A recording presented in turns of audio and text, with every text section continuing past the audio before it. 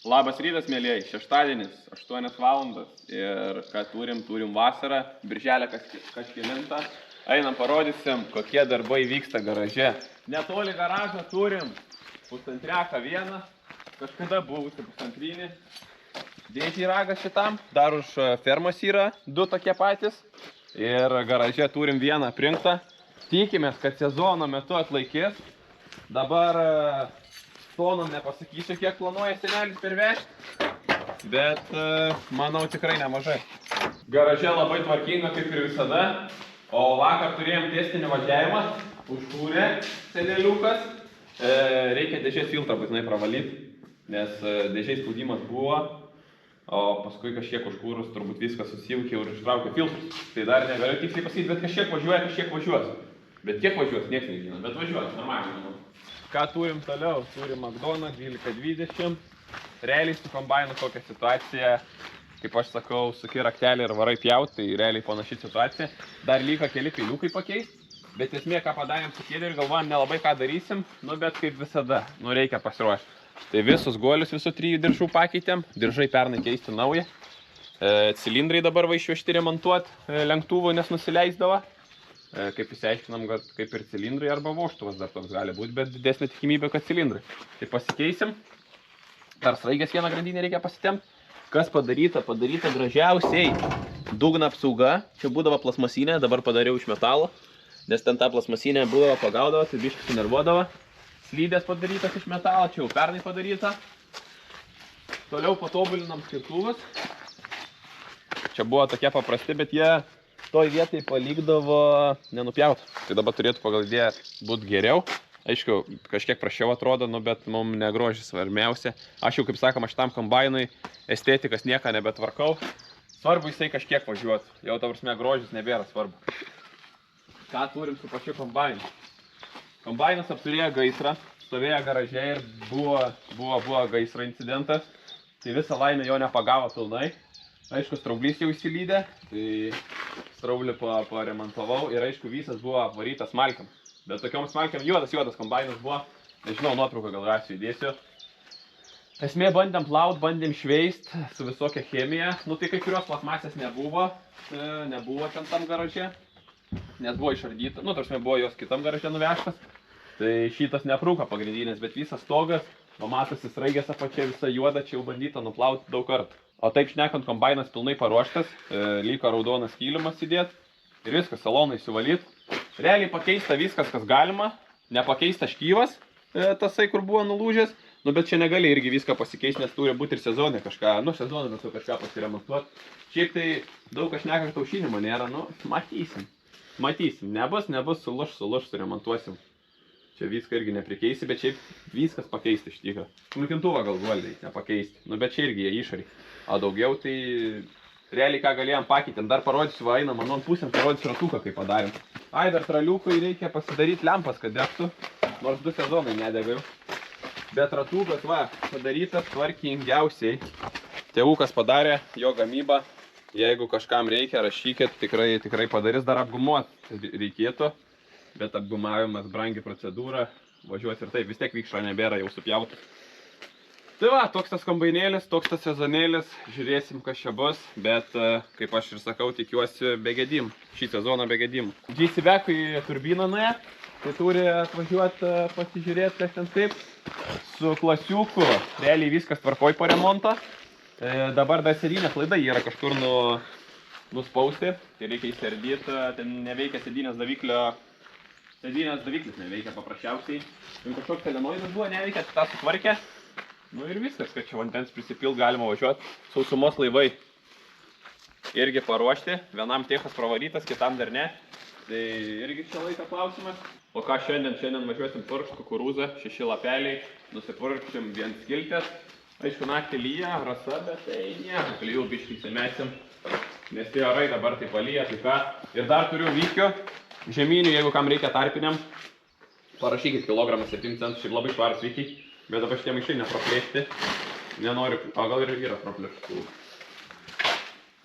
Ne, nėra praplėštų, bet kažkur nuotrauką Facebook'e buvau įmetęs arba turėsiu nuotrauką, parašysit. Šiaip, jeigu kam reikia vykio, tai čia yra apie 3 tonas turiu. Galiu parduoti. Va, ką turim šiai dienai.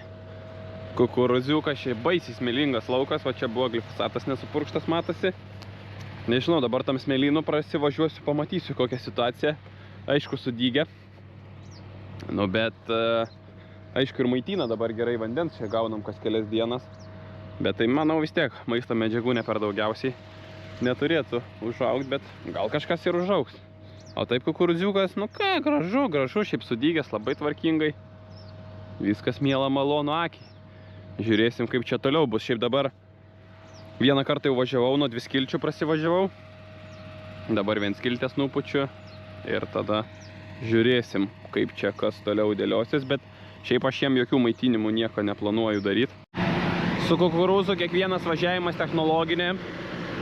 Nu, bet atrodo tarpai didelį, bet būna kartais užsimina. Vis tiek. Bet šiaip vis tiek labai atitinka tarpuvežis. Tai dėl to miela malonu. Nes gaunasi, kad, nu, tvarkingai. Aišku, kai kur biški ranka suvibruoja.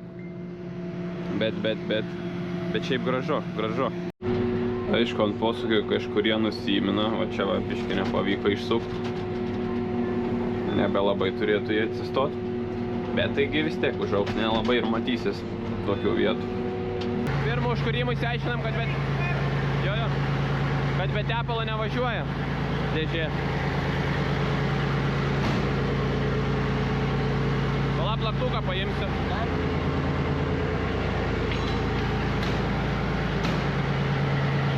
Varikliukas laikrodis čia senas, dėžė buvo subirėjus. Tai čia nieko nepadarysiu. Nu, bet nereikia. Miela malonu širdžiai, tuoj varysim senelį parodyti. Im, palaikyk šitą. Jo, duok.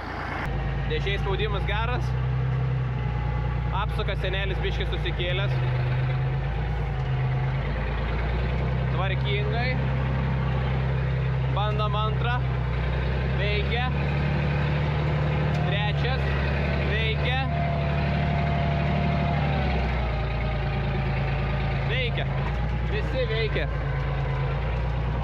Chebra tvarkingai pradėjo šienaut kanalus. Miela malonu. Kitas ilgas strėlis valo griovį. Gražu, tvarkinga bus. O ką turim kitoj pusėj? Turim žirniukus.